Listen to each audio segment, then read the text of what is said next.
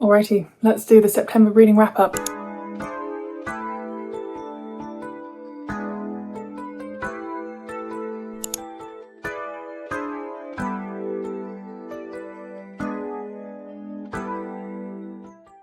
Welcome back to my channel, or welcome if you are new here. My name is Kate and I love books. September was a good reading month. I think I read 17 books. I also had my first DNF of the year. It's September, that's not terrible. So 16 books if you don't count the DNF and 17 books if you do count the DNF. So I've got my little list. Let's get into it. As always, I have my Instagram, Goodreads, Fable, TikTok linked down below, so if you'd like to follow me along on those platforms. I am the most active here on YouTube, so if you want to like or subscribe, it does help as I grow this channel. Okay, so the first book I read in September was Gods of Jade and Shadow by Silvia Moreno Garcia. This is a Mayan-inspired fantasy.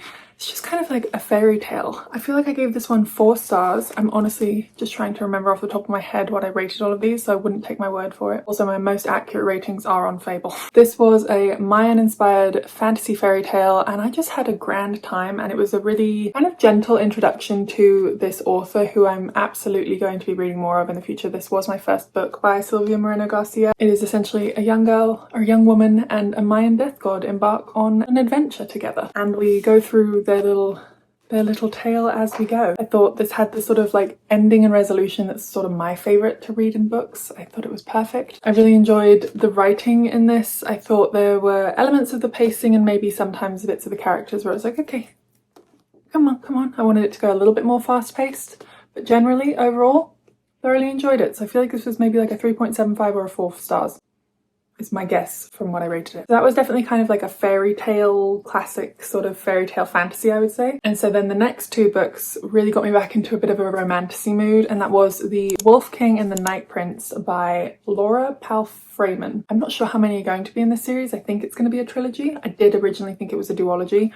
But this was so fun, fast-paced, exactly what I was in the mood for. It's a more Scottish Celtic inspired fantasy. We have different clans of wolves. We have our main character who is, I think she's a princess. Princess? Yeah. She's a princess and she's essentially supposed to wed this horrible man and ends up escaping with one of the wolves, and the wolves and the humans have been at war for a long time. Lots of politics, lots of intriguing character relationship developments, a really beautiful setting. Yeah, I think I really enjoyed this. I wasn't expecting to. I did think it was going to be a bit more of a cheap and cheerful read, and it was, but in a really good way. I think I also gave these ones about 4 stars each. I enjoyed these. This is rapid fire. Ooh, okay, the next one was my first ever audiobook, and that was Red Rising by Pierce Brown. My boyfriend gave me his Audible login, so I tried this, and when I tell you it was my first audiobook, and I am not the best auditory learner, I've got to say, and it's sci-fi, which is outside my usual comfort zone. So I will say this felt like that Sarah Paulson meme where she's just like looking around at all the math equations. But once I figured it out and got into it, I loved this. I have been wanting to read Red Rising for ages. I've heard so many amazing things. However, the spines in the Canadian editions do not match up, and it drives me up the wall, so I've never bought them. So I think I'll go and order them on Blackwell's and get like the UK editions where the spines are more solid. That's my little obsessive tendency. I can't stand the Canadian editions because it's literally like a millimetre off. All the spines don't line up, and it's just like they're supposed to, but they don't. But anyways, I loved this book. This followed Darrow, who is a bred on Mars, which is where the humans are now colonizing. And he infiltrates the Golds, who kind of run the show. There's different kind of caste system, and it's his adventure, his redemption story, his devolvement and moral. There's it's somewhat dystopian and lots of moral questions. There is sort of this trial element. It is brutal, absolutely gut-wrenching, but wow. And it wasn't too heavy on the sci-fi. I feel like it wasn't you're not going in completely overwhelmed with a whole new system and lots of techno-jargon, which is usually my complaint with sci-fi, is if you tell me medieval or different kind of mythology-based words, I can follow. If you're telling me things that have to do with science and computers, I find it harder. But I loved this. I think I would have given this 5 stars, but just because of my user error in terms of getting used to an audiobook and it being a new genre, I think I gave it a little bit less, 4.5 5-ish, but I think upon a reread and a physical read, this would probably very easily be a 5 stars. Oh, the next one I didn't grab. Whew. Okay, the next book I read was Immortal by Lynn, and this is a spin-off standalone from the Daughter of the Moon Goddess. I have not read Daughter of the Moon Goddess, and I don't know why I have this one. Maybe it was a gift. I don't know. This was a fantasy romance, and I wanted to like this. I really did, and I feel like it's the sort of thing, I think this was in a reading vlog, I feel like I should have liked this, but I didn't. The writing was beautiful, and I thought the setting was stunning. It just had all of these ticks that I was like, I should like this.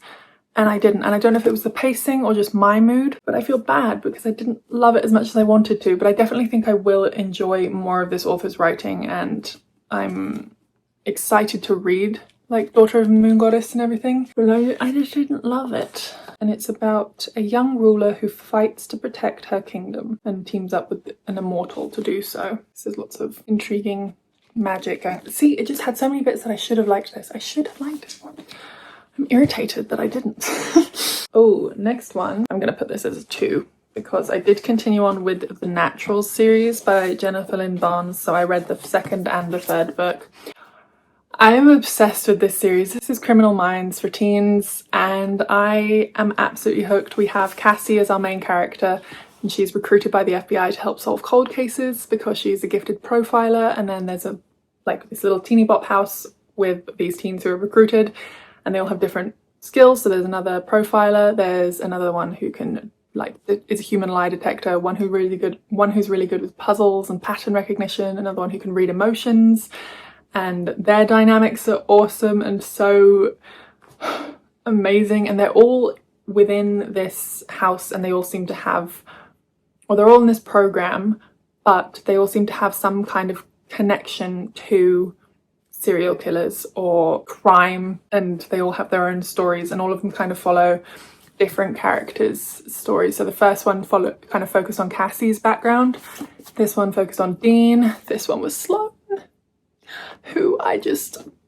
love with my whole heart, and I think she needs to be protected at all costs, and they're just brilliant. They're such quick, fun, easy reads. I have one more left in the series. I don't want it to end. I will be rereading the Inheritance Games afterwards because I read the first book of the Inheritance Games when it first came out in paperback and then just kind of went off my radar, never remembered it again, but I will absolutely be picking them back up and having a grand old time with more of Jennifer Lynn Barnes' writing because, well, I love them. I love them. What can I say? They have my heart.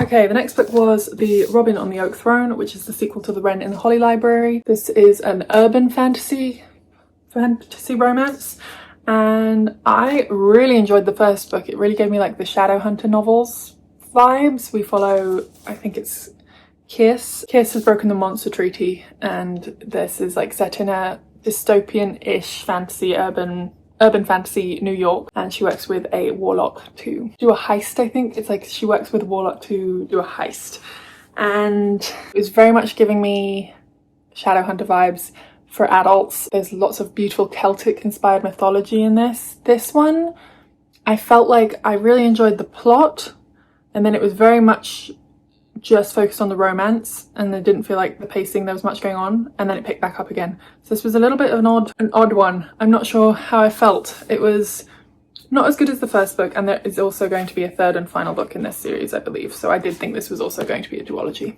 and it's not. There's a theme. I've been lured into some series thinking they were duologies and they were not. So yeah, I feel like I gave this one about 3.5, 3.25. So not bad. Still had a grand old time.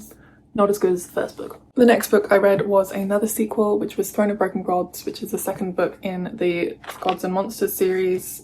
Book of Azrael is the 1st book. I loved this. This was not so much of a 2nd book slump, and I feel like the way that I anticipated this going was set up for success because the 1st book is very kind of like slow burn. You really get to know the characters as individuals and their like individual storylines and circumstances first.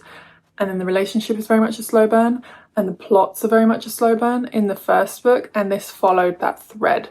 I think it wasn't a completely different vibe. I think this was also in a reading vlog that I did, and I sort of said, It gave me Vampire Diaries vibes, where they're just sort of like battling with humanity, with their humanity. And this is another urban fantasy setting, and I gobbled it up. It was just as good as the first book. I think I enjoyed this maybe slightly more just because it had that sort of like, I won't give spoilers, but there was definitely an arc in there that is near and dear to my heart, and I love it so much. So I'm really excited to see where this goes. It ended on quite the note, bit of a mess going on here, but I'm excited to continue on with the series. However, so I have the indie covers, and I just went to pick up the third book the other day, and they have new covers. They're the same like picture and everything, but they're different. Like these are glossy and now they're matte, and the mattes are obviously much nicer. We love a matte, but it's not gonna match. So do I sell my indie covers and go and pick up the whole set in the matte? I don't know. So that's annoying. But I loved that one. That was another, I think, 4 stars. Ooh, this one might be my favourite pick from the month. This was also in a reading vlog, and that is The Night and the Moth by Rachel Gillig. This is the first book in a duology. The second book will be coming out next year. Rachel Gillig wrote the Shepherd's King duology as well, and this follows Sybil, who has spent 9 years as a diviner in a convent, and then her fellow diviners start going missing, so she teams up with a knight to find them, sort out what's going on. There's a lot more to it than that. This was everything to me. I loved it. I loved our characters. They were so flawed and petty and real and satirical, and just I loved them. We have our little gargoyle friend who calls everyone Bartholomew, and it was just the perfect amount of comedic relief. I was one of the people who was really cackling. I know some people have gone in expecting it to be a comedy. It's not, but it really just like he's perfect. I loved the relationship developments. I thought this world building was so intricate, spooky, cool, unique. It was just, I loved this. This is probably my favourite from the month. This was an easy 5 stars. The next one I read wrapped up a series. This was also in that reading vlog, and that was End of Days by Susan E. It wrapped up the series very nicely. I thought this was the perfect full circle, tied it up with a nice little bow for Angel Fall, which is penned in the End of Days series. So this was the third and final book, and I enjoyed it. So I'm happy to have a complete series. Yay, I wasn't lured into another one that's incomplete. The next one was also the last one included in that reading vlog, and that was The Exorcism of Faeries by J.L. Vampa. This was a reread. I did read this earlier in the year, and I just wanted to go through and annotate it as I finally got my hands on a physical copy. This follows Atta, who is a botanical student at Trinity in the 90s. There has been a plague sweeping the nation for the last few years that is mysterious. We don't know what's going on, but she also works at the morgue, and she's discovered something interesting about the bodies, and that is that they have flowers growing out of them. And then she ends up teaming up with Professor Murdoch in a variety of different circumstances to solve the mystery of this plague. This is a dark academia, gothic, romance, urban fantasy setting, and this is everything to me. I do think it was written for me. The setting, the characters, the writing, it was perfect. I love this book. And yes, I did do this one in my most recent reading vlog as well, and annotated it as we went. I love it. The next one was a short story, and that was What Moves the Dead by T. Kingfisher. This was my first T. Kingfisher novel. Erin has been telling me to read T. Kingfisher for a long time. So I finally picked this one up because it was on sale and it was so little. So I was like, I'll give it a go. And this was I'm not usually a big novella short story gal, but I loved this. This was a reimagining of, I think it's Edgar Allan Poe's The Fall of the House of Usher, and it was so spooky and just atmospheric. The writing was stunning. I think with short stories it's harder to get sort of involved, or maybe sometimes I find it harder to get quite as attached or invested in the stakes, but considering how beautiful this writing was and how short it was, I had such a good time. It was just very creepy, and like, these books are stunning. I think I gave this one like a 4 stars or a 3.75, which is pretty high for what it was for me. So that was fun. Oh, and now my DNF. I'm so sorry. This was a popular release too. I was so excited. And that was People Watching by Hannah Bonham Young. I went and returned this book. I got about 100 pages in and I couldn't do it, guys. I couldn't. It was just very lust forward, which is not my cup of tea at the moment. I haven't read a contemporary romance in ages as well. I haven't really been in the mood for them. So maybe one day I'll go rebuy it. Maybe I'll be in the mood again. I do think I will go and read Hannah Bonham Young's work in the future because it's so highly talked about. And I've heard that Out on a Limb and Out in the Woods are so beautiful and very different from People Watching. So I think this is a slightly different style for her anyways. So I'm not going to judge the author and I'm not going to judge the book necessarily. I just don't think it's for me. It was just so, I didn't like how sexualized it was, and the characters' interactions with each other. It felt like that was it. And that I wasn't that interested. I don't know. There's a difference between attraction, I guess, and just like full on that, you know? I didn't even make it to any spice in the book, but I wasn't into it. I was not into it. It wasn't for me. It wasn't for me. And that's fine. But I do think I will read Hannah Bonham Young in the future, and I just wasn't in a mood for a contemporary romance. So who knows? Maybe I'll enjoy it at another time when I just want some spicy fun times, but I'm not there right now. I'm not there. The next book was a reread, and that was The Diviners by Libba Bray. This one I did speak about in my Hello October video, and this follows Evie O'Neill as she goes to New York City in the 1920s, and there's a serial killer on the loose, and she can actually read items. She is a diviner, and she ends up, it's part of like this, she gets wrapped up in this big occult plot, and she ends up being able to help, potentially, solve these serial murders. This was a reread. This is a pretty big book. This is a series of 4, but I would like to read the rest of the series, hopefully this autumn.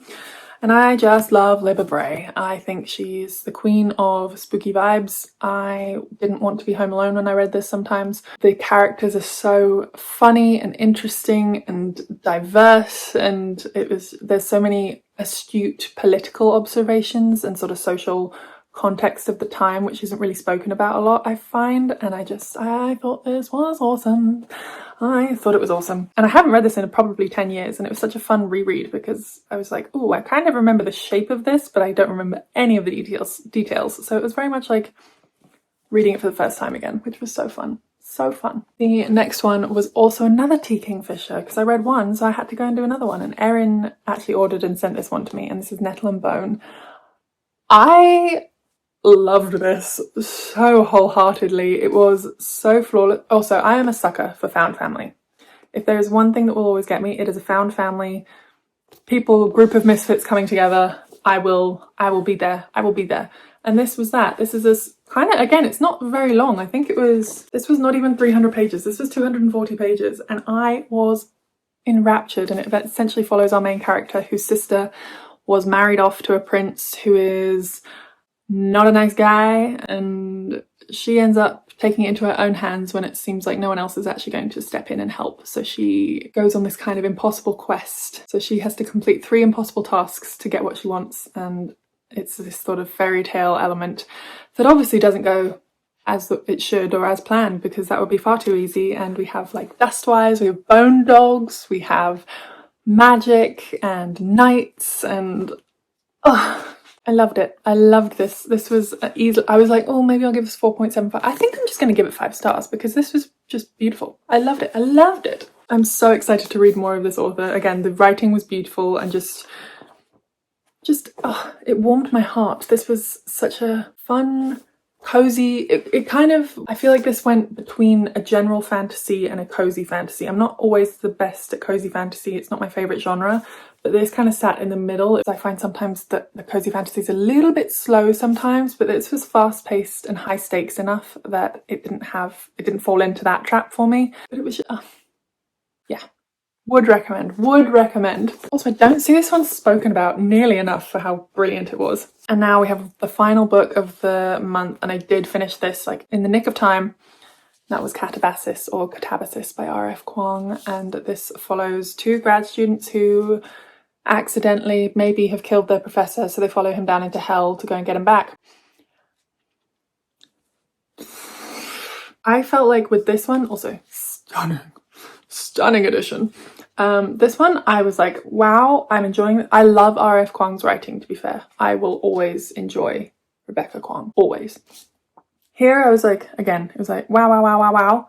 And then there was just like a blip for about 100 pages near the end where I was like, this is dragging a bit. This is dragging a bit. And then it picked up again by the end. So this was also so fun. Dense writing. This is my book club's pick, so I'm excited to discuss this with the girls, and I won't go into too much detail here just because. But I had such good fun, and I do think there's something, it's always so intelligently written, but also there's an element of, I feel like this really pushes the boundaries and like pushes to the kind of satirical point of academia. So it was really sort of like taking the mick, but also really addressing some core issues of like that world. And I think that was really fun and fascinating, and I did enjoy most of the book. I'll say like 85% of the book. I had a grand old time. That was the September reading wrap up, rapid fire as per usual. Thank you for watching this video if you made it this far. I always say the comments are my favourite. I love talking to people on the internet about books. It's just such a wholesome pocket of the internet. It makes me happy. Let me know if you've read any of these books and your thoughts on them, and anything that I should maybe be putting onto my radar for the future. And yes, like I said, if you want to like or subscribe, if you're so inclined, it does help as I grow this channel. And yeah, thank you again. I'll see you in the next one.